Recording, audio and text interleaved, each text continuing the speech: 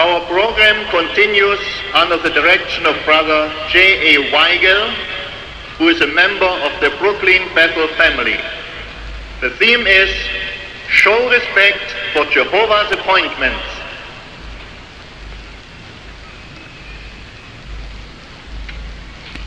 I tell you, Sam, if it hadn't been for Brother Reliant, they wouldn't have had a study at Brown's last Tuesday.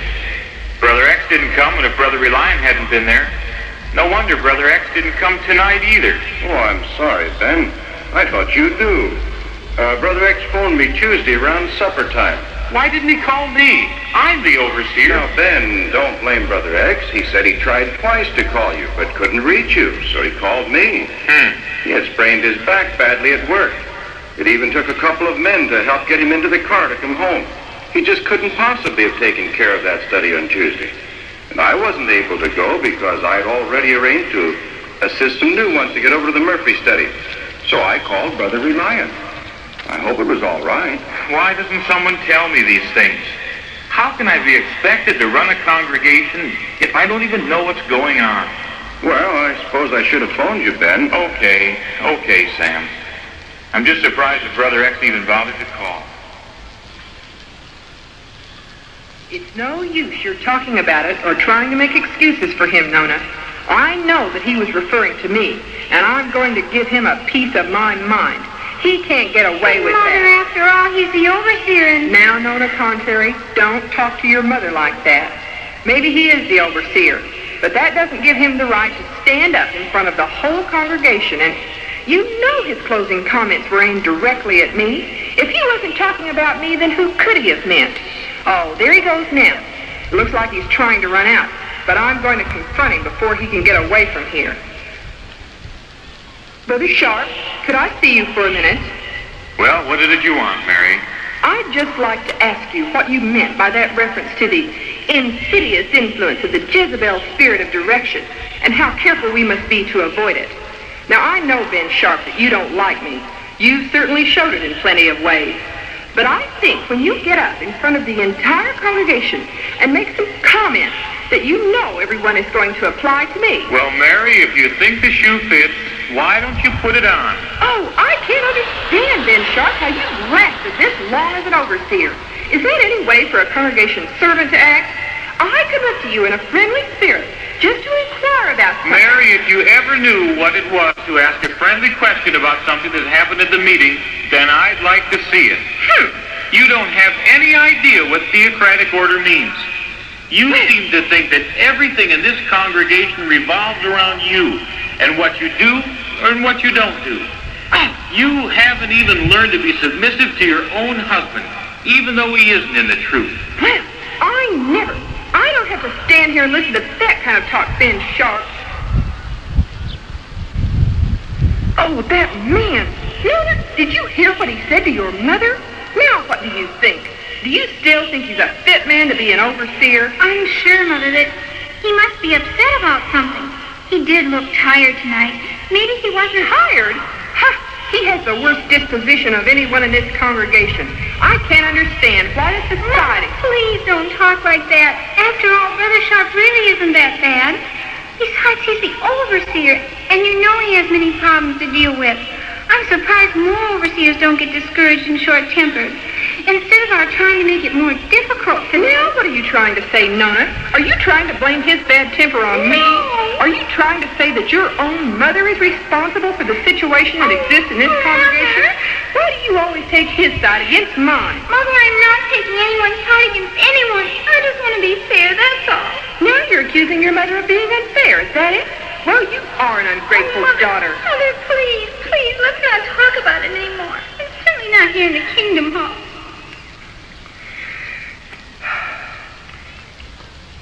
Hello, Mary. Hi, Nona. Hello. Nona, I wanted to commend you on your student talk tonight in the school. I thought you did a very fine job. You showed real maturity in your presentation. Thank you, Brother Elder. I enjoyed the subject very much. And that was evident from the way you presented the material. And didn't you think that was a fine part of the service meeting? The demonstration on assisting new ones to come to meetings? Oh, I enjoyed that. I'm going to try some of those ideas on my Bible study, Mrs. Johnson. She should be coming to the meetings by now. Brother Elder, I look on you as one of the more mature brothers in the congregation. I always enjoy the Watchtower study, the way you conduct it. Now, I try to be very patient, but I'm afraid if Brother Sharp doesn't change his attitude, there are going to be 2 less publishers attending meetings. Mother, please. Now, don't interrupt, Nona. You know that this has to come to a head sooner or later. Sam, didn't you hear what he said about me in those closing comments of his? Oh, I don't think he was talking about you, Mary. Now, don't try to stand up for Ben Sharp, Sam. You know as well as I do. Mary, I can understand how you feel. And I think it's good for us to apply counsel to ourselves. But we shouldn't always be thinking about personalities in Jehovah's organization. Ben Sharp certainly does. Well, Mary, we all need counsel from time to time, and even if it doesn't fit us at the moment, it could be that someday it will protect us from taking a wrong course. We should be glad for this. Well, I just get tired of listening to Ben Sharp bawl out everyone at the meeting every single week. Do you think he's setting a good example? I think he ought to be removed. Now, Mary, that's about enough. You know that Jehovah is able to direct his organization. Well, I know that. And if anyone in this congregation, even the overseer, goes too far in taking a wrong course, Jehovah will remove that one in due time. Well, he's sure taking a long time about it.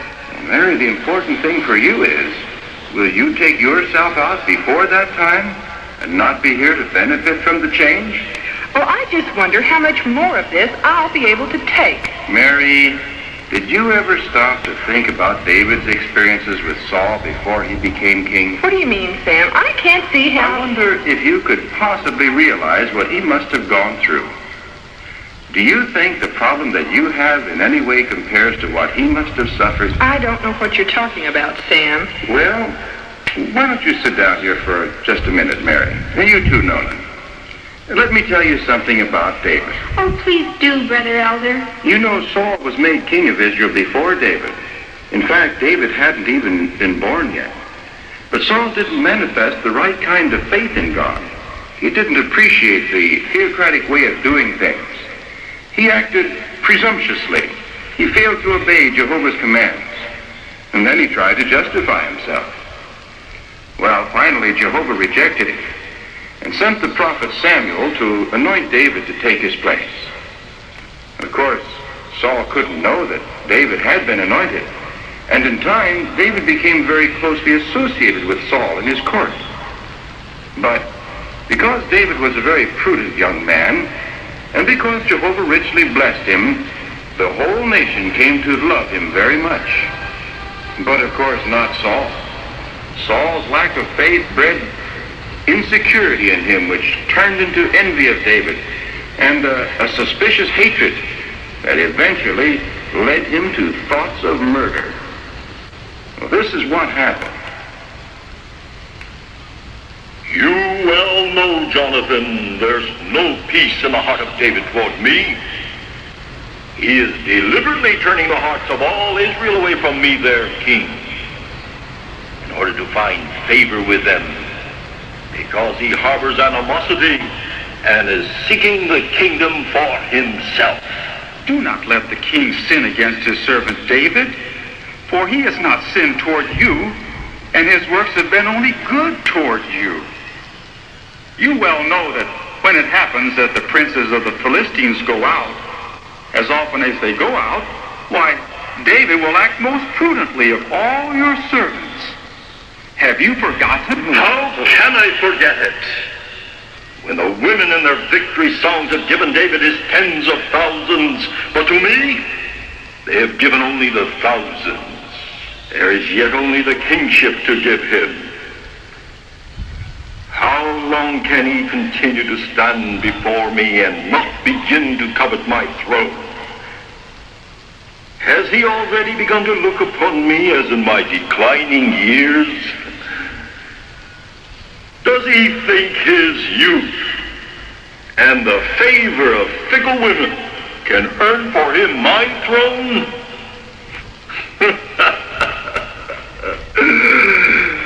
I can still pin him to the wall with one thrust of the spear. My lord the king, please, my lord. Why should you sin against innocent blood in having David put to death for nothing? Is it not enough that you have removed him from being over all the men of war and have appointed him as chief of only 1,000? Even now he boasts of acting more prudently than any other of my servants.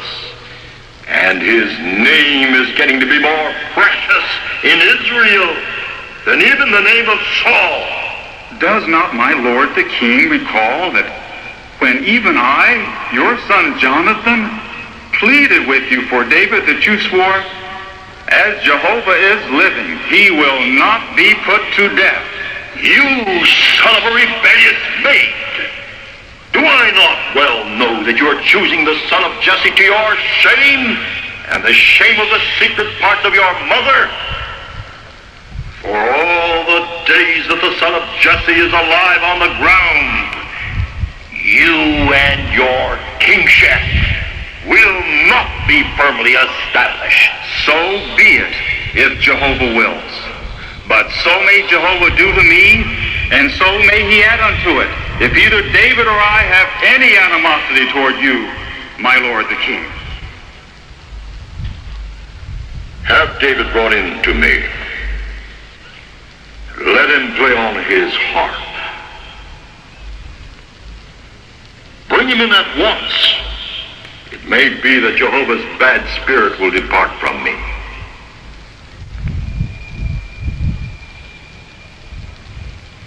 Oh, my God, my God, my God!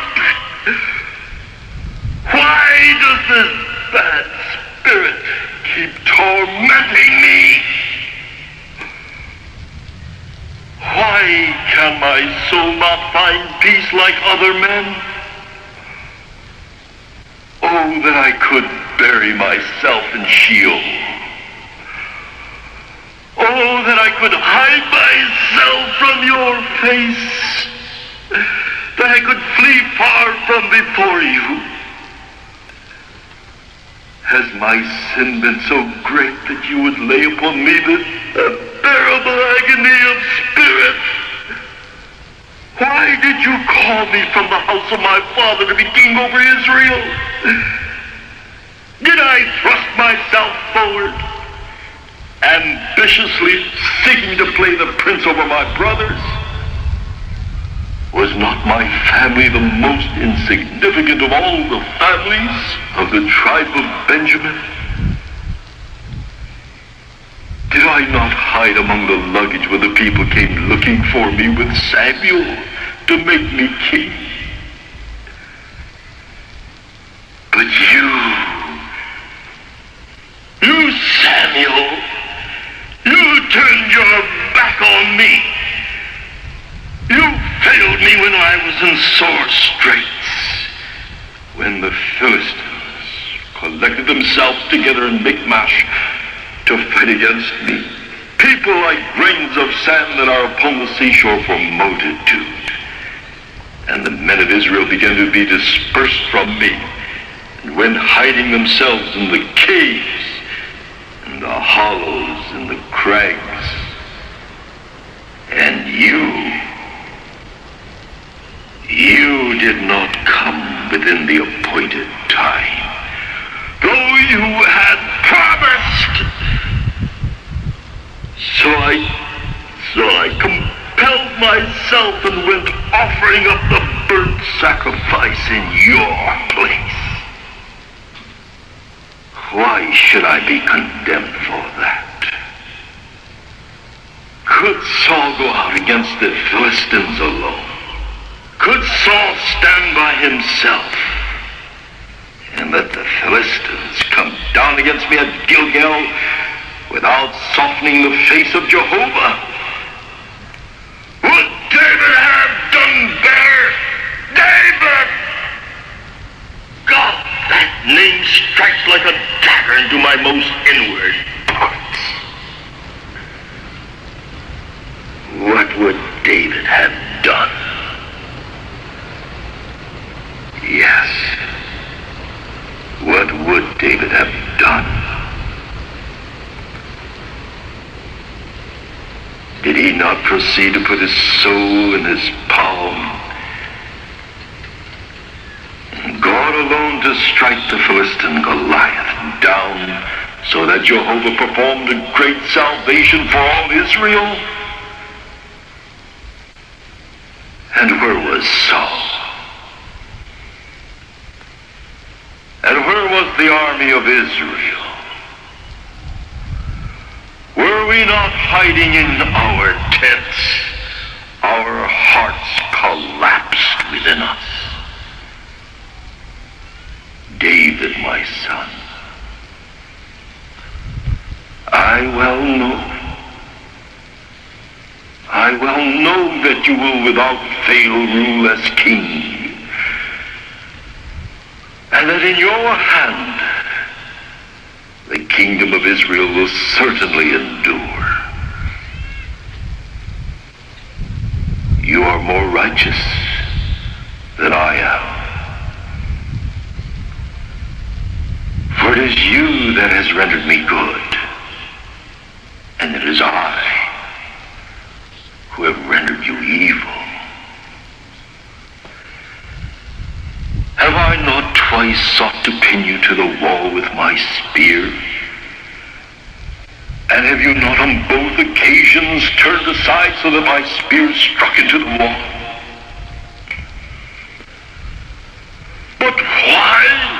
Why should you be preferred ahead of me? Am I like God that I cannot sin? Samuel, Samuel, if you had only stood by me. Now I'm in constant torment.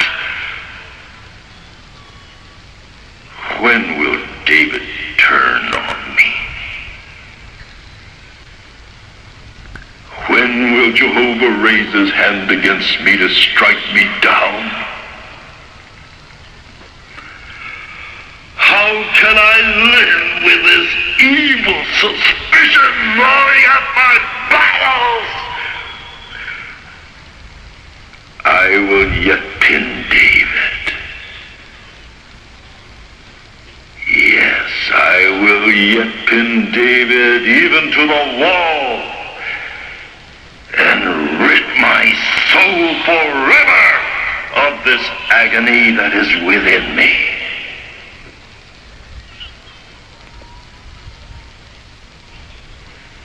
Is that you, David, my son? It is I, my lord the king. Your servant David is before you. Then play on your harp, David. It may be that Jehovah will remove this bad spirit that is tormenting me.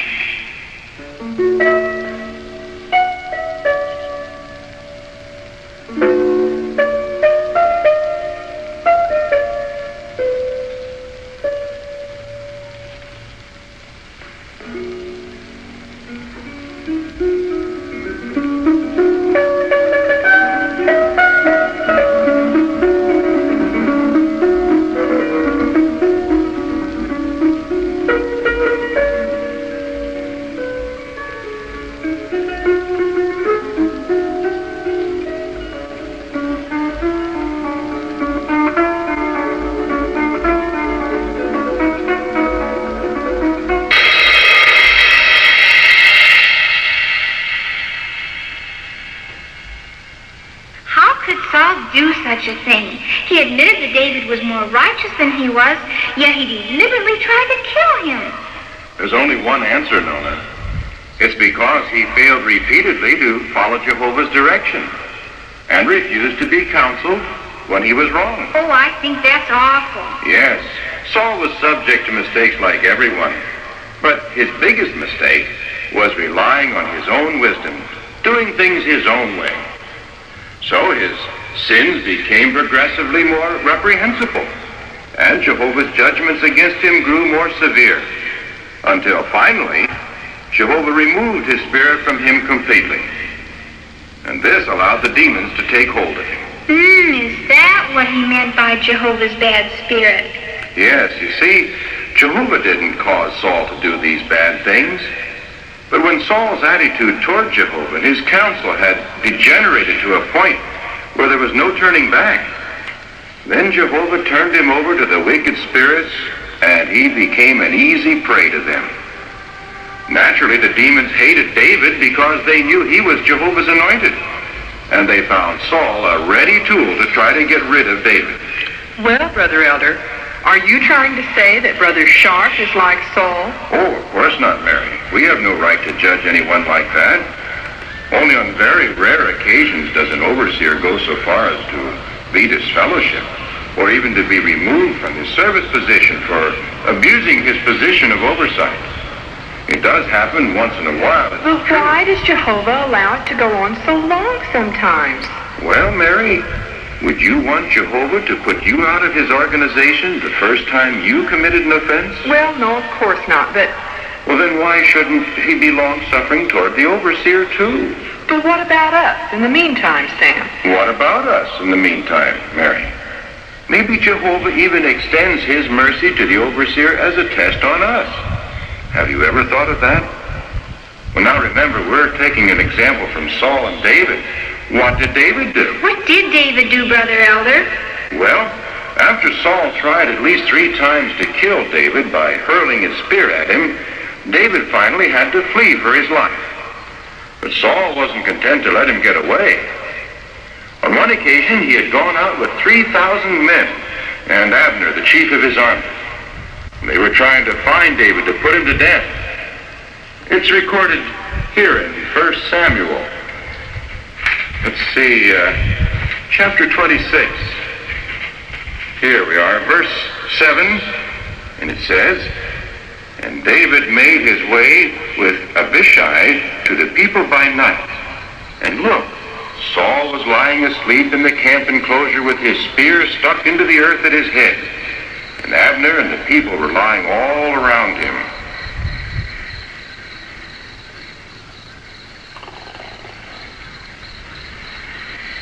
Here is the day on which Jehovah does say to you, "Look, I am giving your enemy into your hand yet the second time, and you must do to him just as it may seem good in your eyes."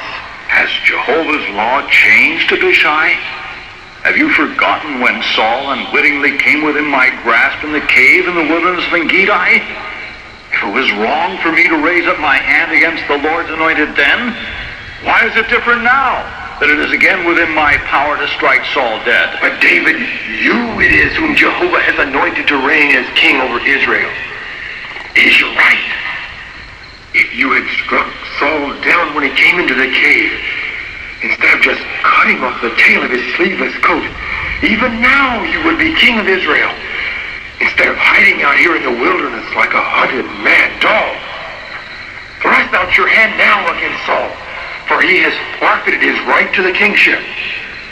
And what you would be taking is only rightfully yours. What have I to do with you, you son of Zeruiah? Have you not yet come to know that it is Jehovah who gives and Jehovah who takes away? And have you not learned that Jehovah exalts whom he will exalt, and whom he will he abases? But he has exalted you to be King David.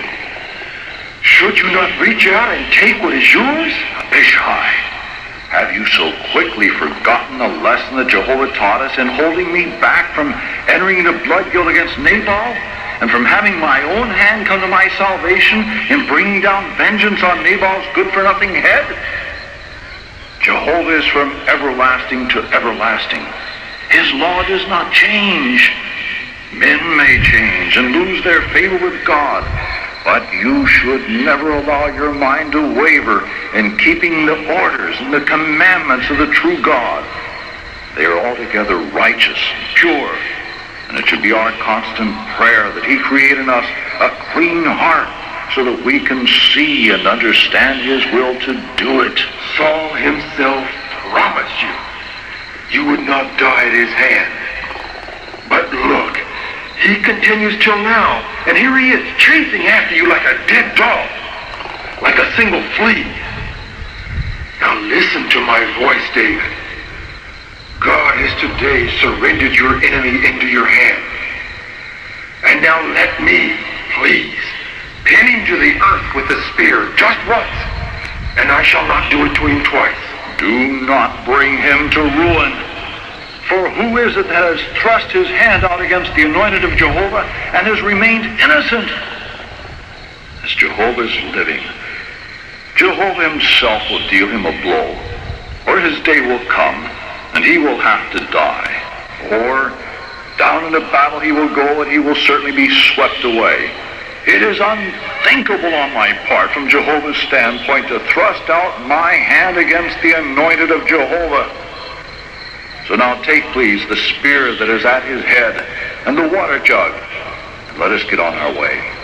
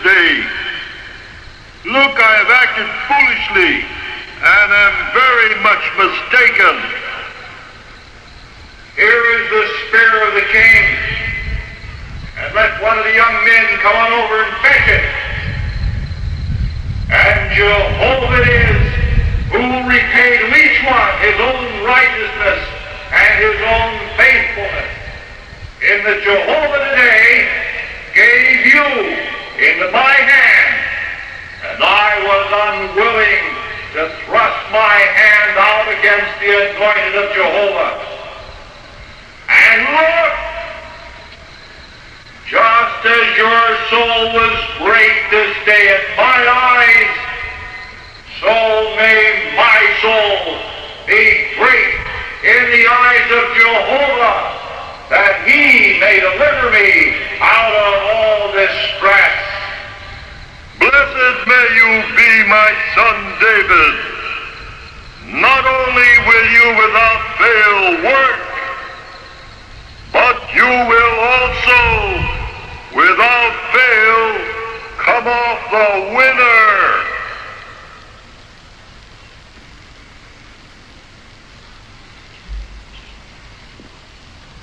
Did Saul actually leave off from following David?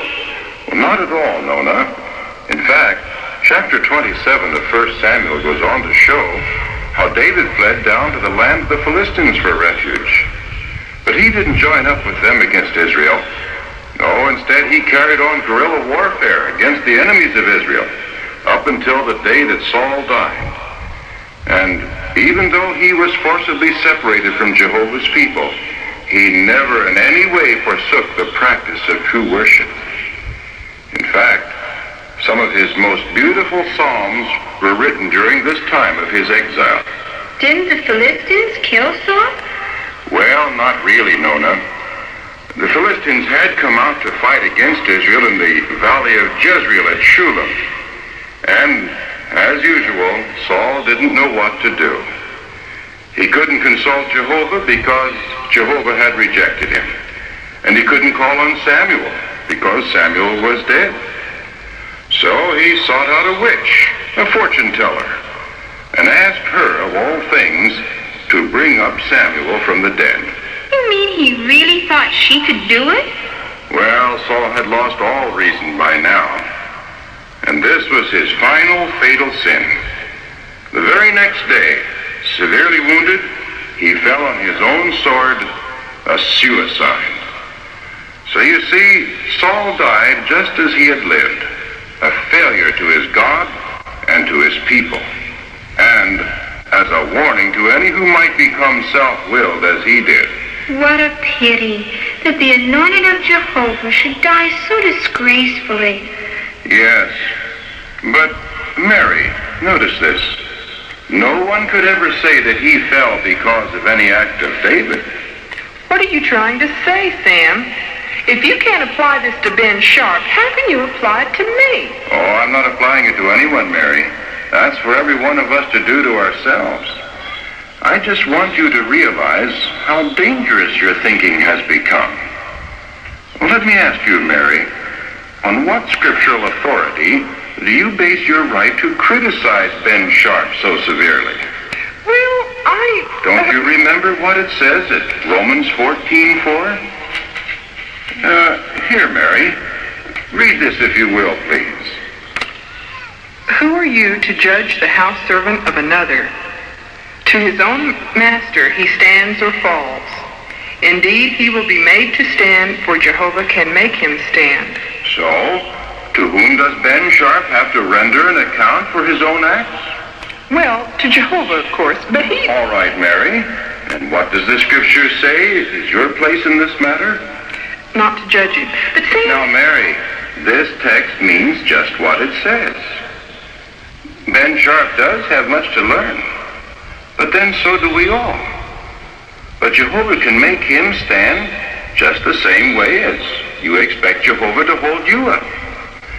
Remember what I said a moment ago. If you want Jehovah to be long-suffering toward you, then you should expect Ben to have the same right. You're going to have to get a good hold on yourself, Mary, because this attitude of yours has become a serious problem with you. Now, I know you don't want to end up like Saul or like Nabal either. Is Nabal the one David spoke to Abigail about? The one that almost brought blood guilt on David? Yes, Nona. He was almost guilty of provoking Jehovah's faithful servant, David, to violence. Only the sensibleness of Nabal's wife, Abigail, in restraining David prevented it. Tell us about it, Brother Elder. Very well. Well, sit down for just a moment, please. Because This is a lesson in exercising kindness and maintaining a balanced view in showing respect for the servants in Jehovah's organization. And both of these things you need to learn, Mary. Well, anyway, Nabal was a very wealthy man. He had 3,000 sheep and 1,000 goats, and David learned that he was shearing his sheep there at Carmel. So David sent his young men to Nabal with a request.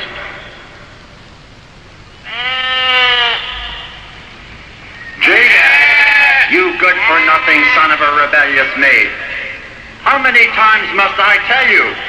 Take your staff to those lazy shepherds under your care. Yes, my lord. You men, who are you and whom do you seek? This is Abishai of Judah, and I am Abiathar, son of Ahimelech the priest. It is from David, the son of Jesse, that we have come with a message for Nabal. I am Nabal. May you be well, our brother, and also your household be well, and all that you have be well. This is what we have been commanded to rehearse in your ears in the name of David. David has instructed us to say, "Now I have heard that you have shearers. Now the shepherds that belong to you happen themselves to be with us. We did not molest them, and nothing at all showed up missing of theirs all the days that they happened to be in Carmel. Ask your own young men, and they will tell you that my young men may find favor in your eyes, because it was upon a good day that we came. Just give, please, whatever your hand may find to your servants and to your son David." In this way David spoke to us, and so we have spoken to you, our brother. Who is David? And who is the son of Jesse? Nowadays the servants that are breaking away, each one from before his master, have become many. Do I have to take my bread and my water and my slaughtered meat that I have butchered for my shearers and give it to men of whom I do not even know from where they are? Mind your tongue, Nabal. He's the anointed of Jehovah. We must let David decide what we must do. Come, Abishai, we must report this matter to David. David will not take this lightly, Nabal. David, anointed of Jehovah. Why then is he hiding in caves? And why does he flee from before Saul? Let Jehovah provide him with bread and meat. David, my bread, my slaughtered meat,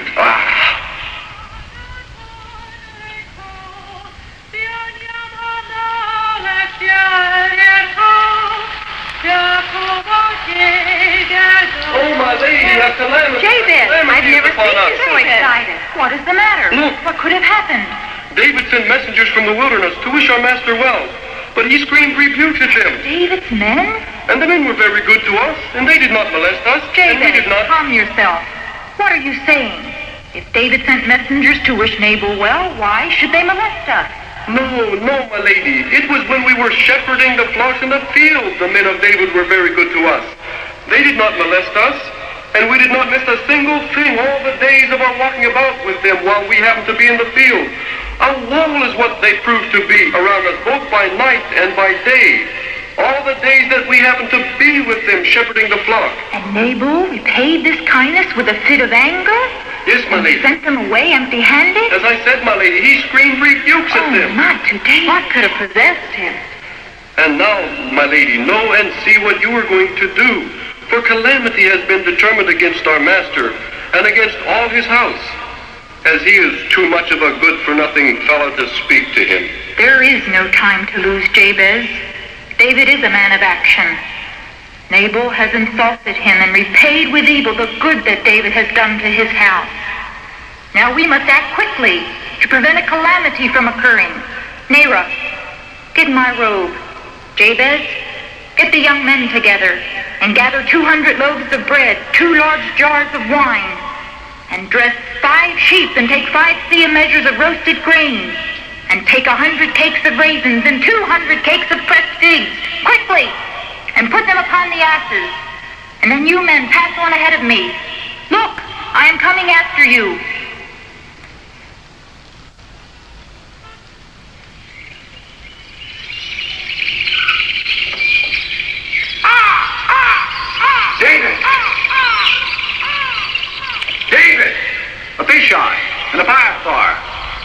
You look like one who bears bad news, Abishai.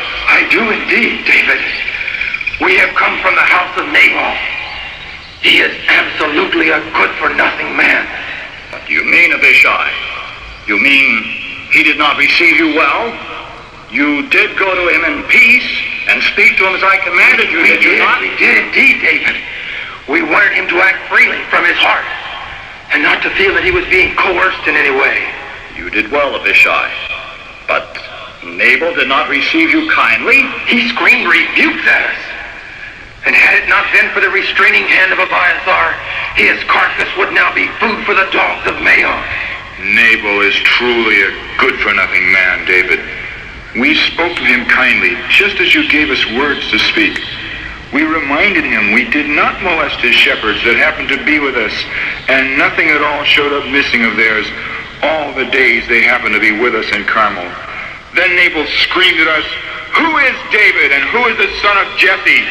Do I have to take my bread and my water and my slaughtered meat that I have butchered for my shearers and give it to men of whom I do not even know from where they are?" It was altogether for disappointment that I guarded everything that belongs to this fellow in the wilderness, and not a single thing of all that belongs to him showed up missing, and yet he repays me evil in return for good.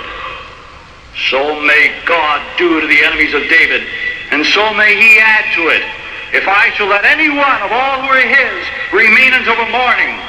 Abishai, take 400 of the men and gird on every one his sword.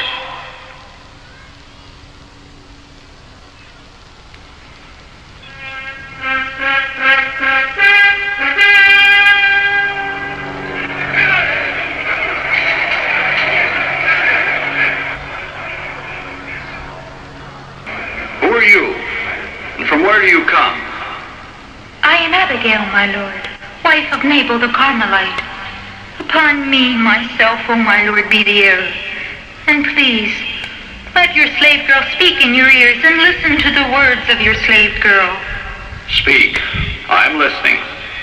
Please, do not let my lord set his heart upon this good-for-nothing man, Nabal, for as his name is, so is he.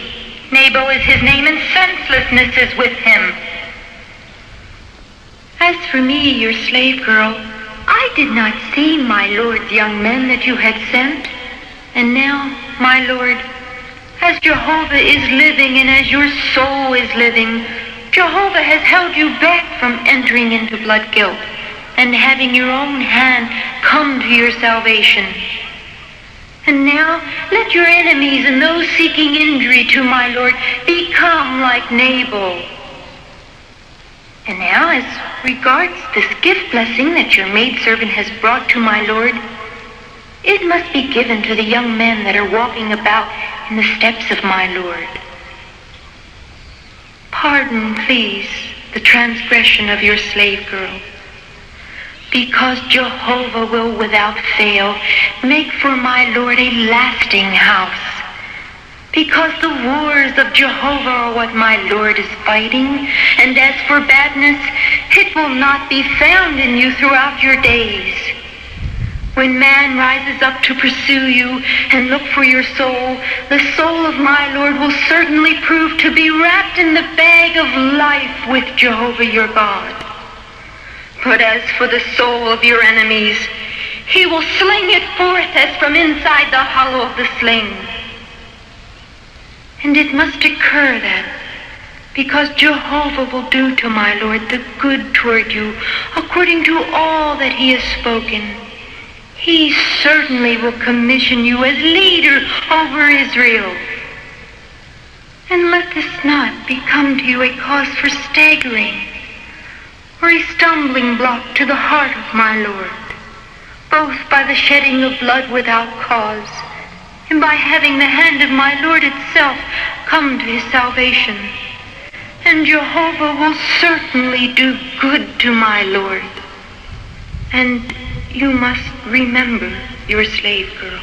Blessed be Jehovah, the God of Israel, who has sent you this day to meet me. And blessed be your sensibleness. And blessed be you who have restrained me this day from entering into blood guilt and having my own hand come to my salvation. And on the other hand, As Jehovah, the God of Israel, is living, who has held thee back from doing injury to you, if you had not hastened that you might come to meet me, there would certainly not have remained to Nabal until the morning light anyone that is his.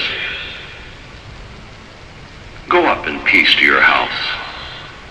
See, I have listened to your voice, that I may have consideration for your person.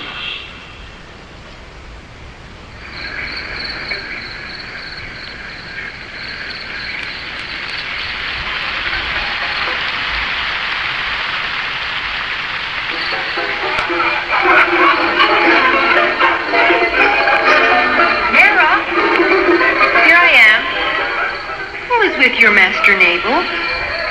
2 merchants from Eshtamoa. They have come to bargain with Nabal for some of the wool from his shearing. They concluded a contract, and now Nabal has spread a feast for them like the king himself, and his heart is feeling good within him. If he has guests, perhaps I should wait to tell him what has happened with David. If my mistress will allow her maidservant to speak, speak, Nera. My lord is as drunk as can be. You could not tell him a thing, small or great, until the morning light. Furthermore, his mind is set on what he did to David. He boasts, even now to his guests, how he put to flight 10 of David's servants when they tried to demand of him food for their outlaw band. The wine has indeed made his tongue loose, and he is unable to understand anything that is going on. Then it would be for nothing if we were to speak to him tonight. Go to bed, Nera, and when the cock crows in the morning, rise and we will begin our chores for the day. Then, when the wine has gone out of Nabal, I will tell him everything that has happened. As you say, my lady.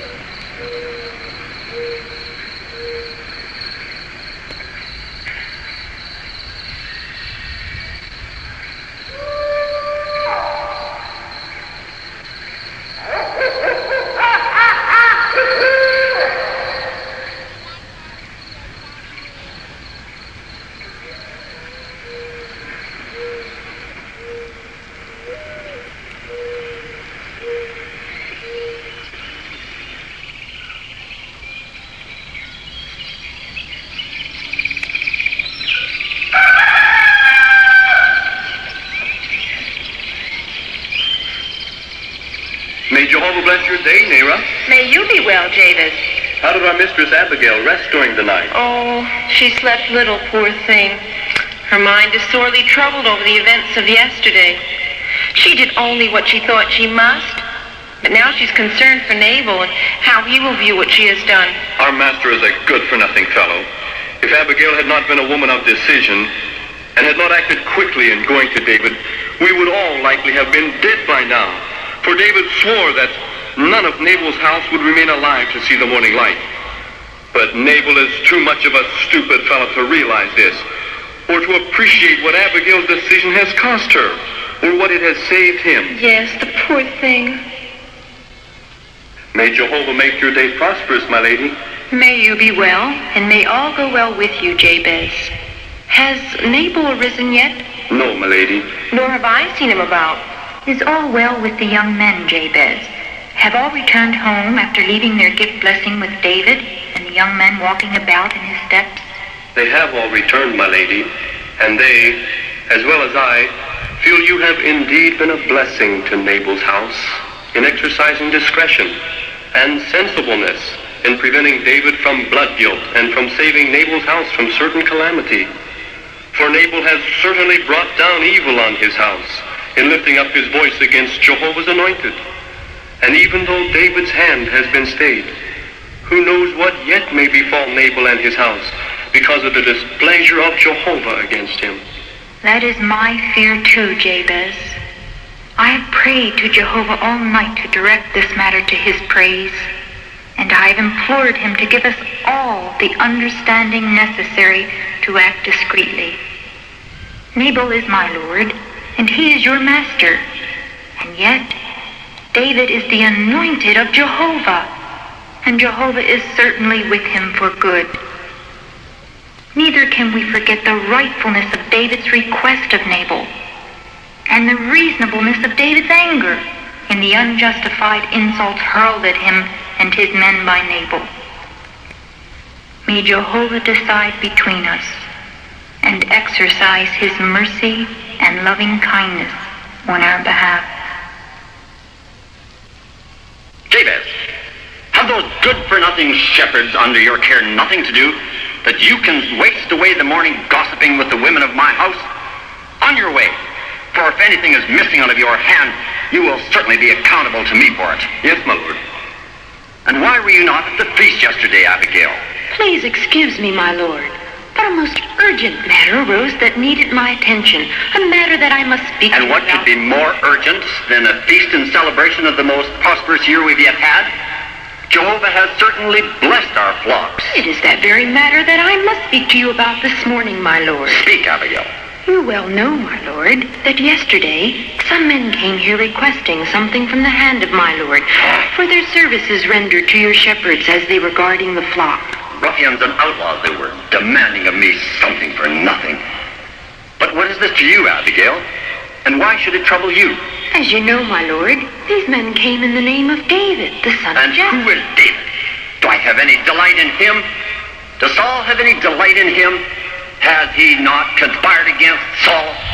And is he not fleeing for his life from the king of Israel? Why do you listen to the words of men, saying David is seeking Saul's hurt? Have we not seen how Jehovah gave into his hand the Philistines and the enemies of Jehovah? Why do you speak of matters of which you know nothing? Is it not enough that he flees from before Saul? What can David, son of Jesse, do for you or for me in my house? What, my lord? It is widely told about how Saul was in the cave in the wilderness of En-Gedi. And did he not come under the hand of David, so that David could have risen up and taken his very life? Yet David refused, saying, "Why should I raise up my hand against Jehovah's anointed?" But look now, my lord, David himself is Jehovah's anointed. Anointed? Why then should not my lord listen to his request and render unto him a loving kindness? What? Is it so much that we should spare a few loaves of bread or some roasted grain or raisin cakes? You speak of these matters lightly, as though it was nothing to throw away my bread, my slaughtered meat, to men of whom I do not even know from where they are. Why should I give my goods to David, the son of Jesse? Can David save us? Can David give us fields and vineyards? Can he appoint our young men as chiefs of thousands or of hundreds? He leads his beggarly band of outlaws about like a flea in the wilderness. He hides like a dog in the caves. And what he cannot beg, he intends to take by force from honest, peace-loving, loyal servants of the king like me. Does not my lord know that the young men who left here empty-handed were determined that calamity would come upon your house? Is it a little thing to turn aside the one whom Jehovah has chosen to magnify in Israel? David? Because the wars of Jehovah is what he is fighting. And now, my lord, listen, please. Speak, Abigail. Evil has been determined upon this house, a calamity that has come forth from your own mouth, because you despise the services rendered to your shepherds by a man who has rendered to you only good. Abigail, what are you saying? It is true, my lord. It was accurately reported to me by Jabez that when David's young men left you to return to David with your angry rebuke ringing in their ears, why, they were breathing threat and violence against my lord. It's true, Jabez. It is true, my lord, even as my lady has spoken. A calamity! A calamity! Evil has been determined against me. No, my lord. You have nothing to fear now, because Nothing to fear. Did you not just say David's young men were breathing violence and threat against me? And is David not certain to pounce upon us at any moment? And what can we do to defend ourselves? Oh, I'm a peace-loving man. Maybe David is already at our doorstep. David! No, my lord. David's anger is already turned aside. For when I heard the report, at once I set out with my young men to meet David. And there he was, already on the road to Carmel, with 400 of his young men, each one with a sword girded by his side. 400? Each with his sword? Oh, my God. What can I do? I'm undone. But it was to save you and your house from certain destruction that I took my young men and hastened to put upon the asses 200 loaves of bread and 2 large jars of wine, 5 sheep dressed, and 5 seah measures of roasted grain, and 100 cakes of raisins, and 200 cakes of pressed figs. These I hastened to take to David, to turn away his anger, and that Jehovah might forgive the unkindly response that was made in return for David's goodness to you. And now David has listened to my voice and has had respect for my person, and he has turned back, he and his 400 young men. David, with 400 young men, each with his sword. Abigail, what a narrow escape.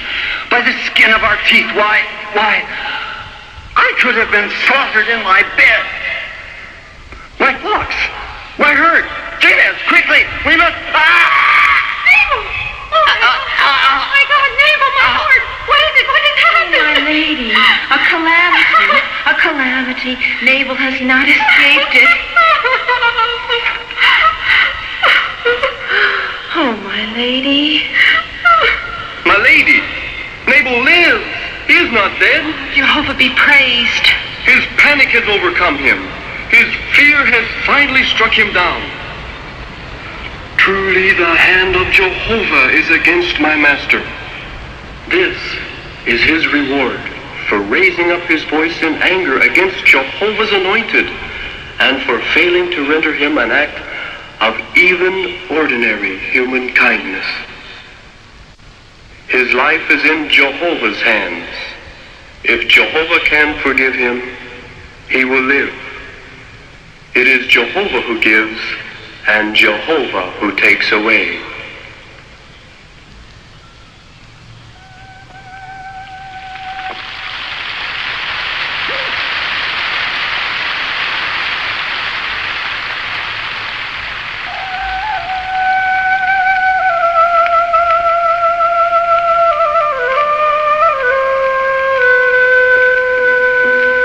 Please, Abishai, how did the young men speak of my withholding my hand against Nabal when Abigail turned back my determination to strike him down with all that was his? My Lord well knows that all the young men are loyal to you. But when you refuse to go down and strike his house with the edge of the sword, the souls of some did indeed become bitter by reason of the insults heaped upon you as the anointed of Jehovah. For they said, the affair of Nabal will go out to all the landowners round about, so that they will despise you in their own eyes. And they will say, David himself sent to Nabal and requested whatever his hand might find to give to David and his servants. And Nabal refused, shouting abuses at his young men. Yet David did not go up to Nabal's house and avenge himself, although Nabal had indeed become foul-smelling to David. And now the landowners who have heard of the affair of Nabal will talk, each one to his neighbor, and there will be plenty of contempt and indignation. Well, so the young men spoke to one another. But now 10 days has elapsed, and Jehovah has indeed struck Nabal down. Sheol has opened its mouth and swallowed him up, and your young men have been silenced. The mouths of men do indeed speak out of their own wisdom, Abishai.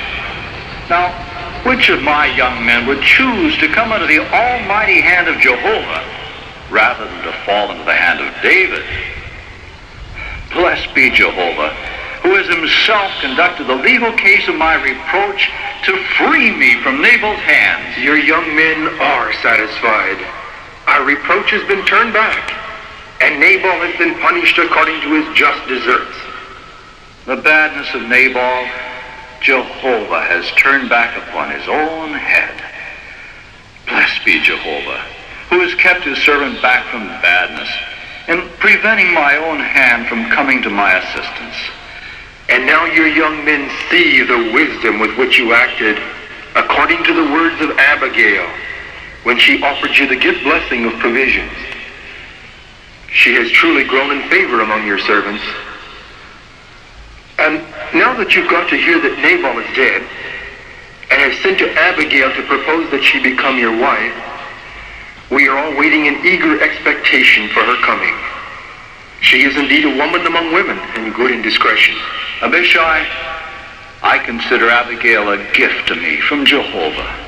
For if Jehovah had not raised her up to intercede on behalf of Nabal and his house, Abigail herself might not have escaped alive. But now, Jehovah in his mercy and loving kindness has brought down upon Nabal's head alone the badness with which he Look, David, Abiathar and Abigail. Here is your slave girl as your maidservant, to wash the feet of my Lord and of his servants. For you are indeed the chosen one of Jehovah. You are truly a woman in whom there is the spirit of discernment and loving kindness. This is from God. I shall be happy to have you in my household.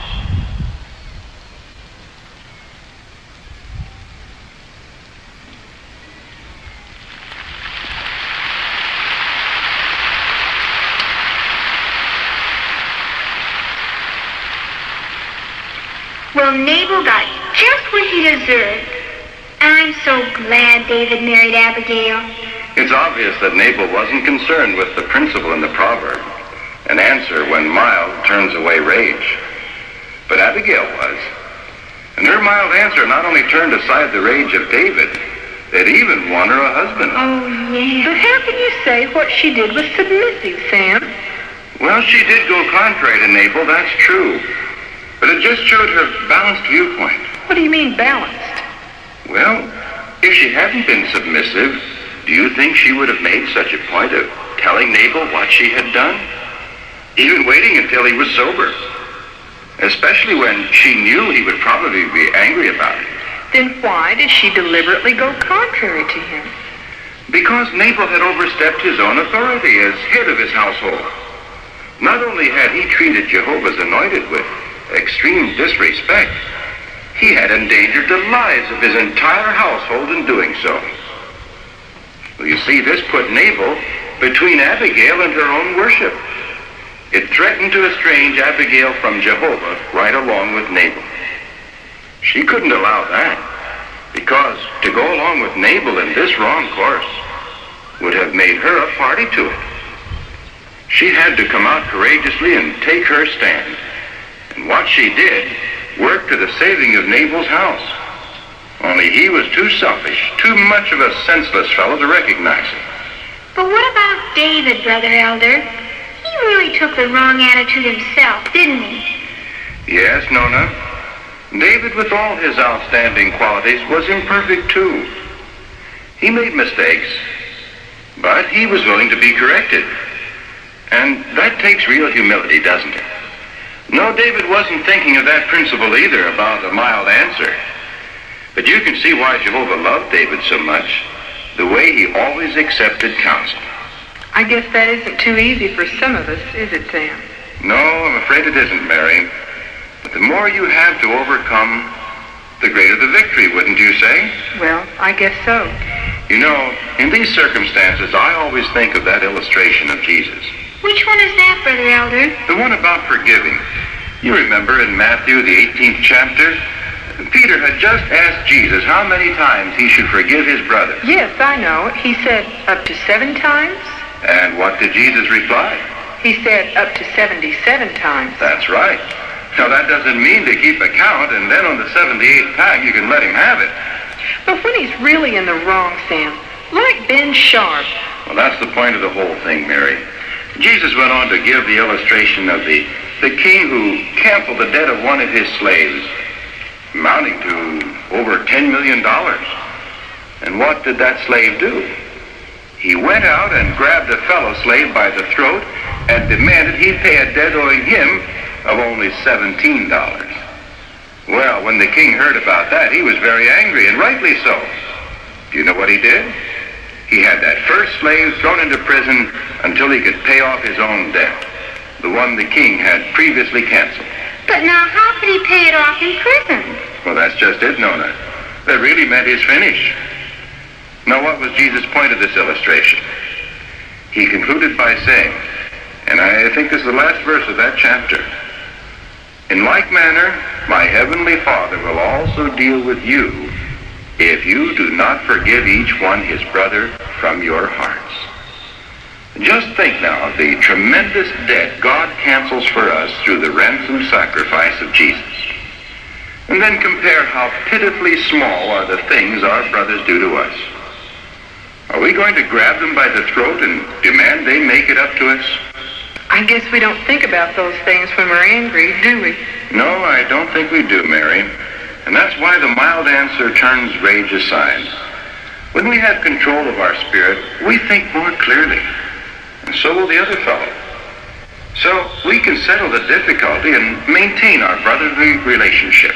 If I really thought Ben Sharp felt the same way about it... Have you ever tried to find out, Mary?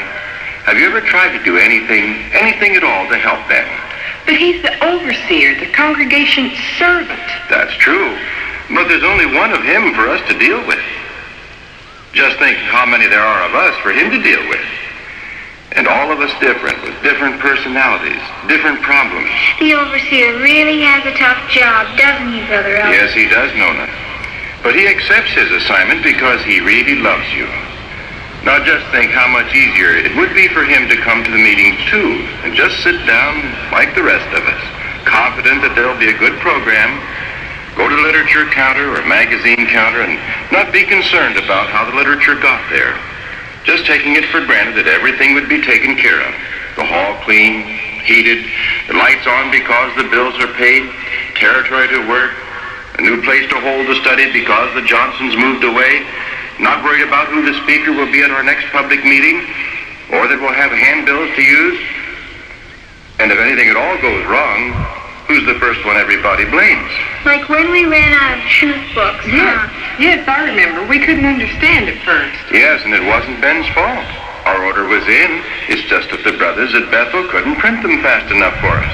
You mean lots of times we blame the overseer for things he can't help. Yes, it seems to be one of our shortcomings, Nona. Sometimes our brothers view the overseer as someone who is supposed to make up for all our own deficiencies. But he has his own personal dedication to fulfill, too, you know. Here, let me show you something in the Bible. Now, the overseer is one of the sheep, too. And he has his ministry to perform like the rest of us. His family to take care of, and his secular work with all its pressures and obligations. And, like Paul said, besides those things of an external kind, there is what rushes in on me from day to day, the anxiety for all the congregations. Now, Paul was a real overseer. He never hesitated to shoulder any responsibility, nor was he ever too busy to be concerned about someone's problem. He went on to say, here in verse 29 of 2 Corinthians 11, "Who is weak, and I am not weak? Who has stumbled, and I am not incensed?" No, our overseers don't have an easy job. I'll bet Brother Sharp feels sometimes like things are rushing in on him, too. You can be sure he does, Nona. And it always seems just like when things are the busiest, some moral problem will come up that he has to deal with, like fornication or stealing, drunkenness or loose conduct, or maybe a case of apostasy or compromising with Babylon the Great. All sorts of things that can't wait, that just have to be done right now. I guess our own problems always seem the biggest to ourselves, don't they? Yes, but that's natural, and the overseer knows that. He tries to be patient and understanding because, remember, he has to answer to Jehovah for the way he treats the brothers. They're God's sheep, not his. So, do we want to make his job harder for him? Oh, no. Here, Mary, would you read this scripture? It's Hebrews 13:17. All right, Sam. Be obedient to those who are taking the lead among you, and be submissive, for they are keeping watch over your souls as those who will render an account, that they may do this with joy and not with sighing, for this would be damaging to you. For they are keeping watch over your souls as those who will render an account. Maybe Ben really is trying to help us. But the last part of that scripture, Brother Elder, what does this mean?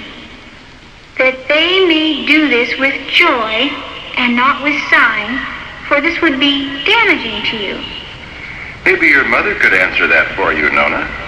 Well, that means if we add to his troubles unnecessarily or just aggravating, we're only going to make things worse for ourselves. You know, Sam, you're not leaving me much room to crawl out here. Are you really looking for a way to crawl out, Mary? Well, no, I guess not. It's just that... Oh, hello, Sam. Hello, Mary. Nona. Oh, Brother Sharp, you came back. I saw your mother's car outside, so I knew you must still be here. I thought I'd stop in for just a minute. I went by to see Brother X, Sam. He really has a bad back there. Poor guy could hardly get up out of his chair to come to the door to say hello. I'm taking over his book study until he's able to get back to work. He says, though, that he feels just a little bit better, so he doesn't think it'll be too long now. Glad to hear that, Ben. And Mary? Yes, Ben? I'm glad you're still here. I got to thinking after I left. I'm afraid I may have been a little bit abrupt with you. I know I shouldn't be so quick on the trigger, but... Well, Sam, do you remember me speaking to you about Sister Aggressive? Yes, seems I remember something. Well, anyway, she's the sister back in my hometown that brought Alice and me the truth. Aggie always claimed to be of the anointed. A very energetic sister, very outspoken. Well, I just got a letter from the overseer back there today, and she's been disfellowshipped. Oh, that's good. On what grounds? Apostasy and having a rebellious attitude. When I look back now, I can remember little things.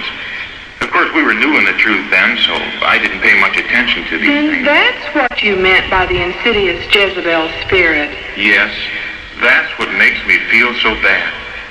You see, Alice and I studied with a young woman. She was so nice, had a couple of the sweetest children. Her husband was friendly toward the truth, too, although he never did anything about it. Anyway, she went out of the truth over this thing, too. She listened to the complaints of Sister Aggressive too much and let it affect her. I think she expected everyone in the truth to be perfect and just couldn't adjust herself. Oh, I'm sorry I got upset about it, Ben. If I'd had any idea... Well, I guess I didn't realize the congregation wouldn't understand what I was referring to. But you know, Ben, this makes one lesson stand out very sharply in my mind. What's that? Hello, Sam. It's the basis on which Jesus recognizes and accepts those of the great crowd of other sheep. What do you mean, Brother Elder? Well, now, Nona, didn't Jesus say he would identify these sheep by the way they reacted to his brothers? Well, his brothers are the anointed, aren't they? And yet, they're still imperfect men and women. They make mistakes. And some, like Sister Aggressive, might even go so far as to be disfellowshipped. But now, what should the other sheep do? How should they react? I think I can answer that one, Sam. We ought to remember that as long as Jehovah is using them, we have no right to complain. That's right, Mary. And the same thing holds true for those who represent the anointed as servants in the congregation. Even though they're imperfect, Jehovah sees something in them that he loves. Now, we should try to see that too, and not their imperfections. Because if we're demanding of them in conduct, well, then Jehovah will be demanding of us. But if we show them mercy, Jehovah will show us mercy. If Jehovah looked only at our imperfections, we wouldn't stand a chance, would we? So why should we look only at their imperfections? Well, earlier this evening I had no idea I'd feel the way I do now about things. I really feel ashamed of myself, Ben, for the way I acted. That's all right, Mary. I can't blame you too much. I wasn't really thinking. You know, I'll have to admit that this is what Nona's been trying to tell me right along. Maybe from now on I should pay a little more attention to my little Abigail here. Oh, Mother. Ah, yes. And may Jehovah give us all more of Abigail's spirit of discretion. And may he also strengthen in us David's attitude toward King Saul, never ambitiously to touch the one whom Jehovah through his organization has assigned to special service, but to recognize theocratic order and wait on Jehovah himself to make changes as he sees fit with respect to his appointed servants, at his own due time and in his theocratic manner.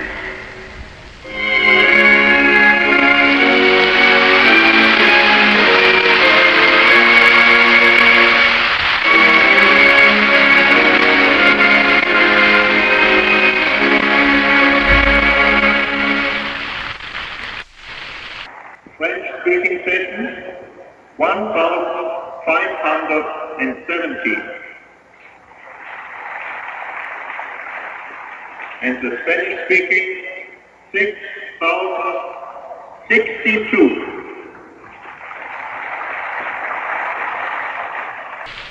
Which makes a total of 72,941. What was the first one?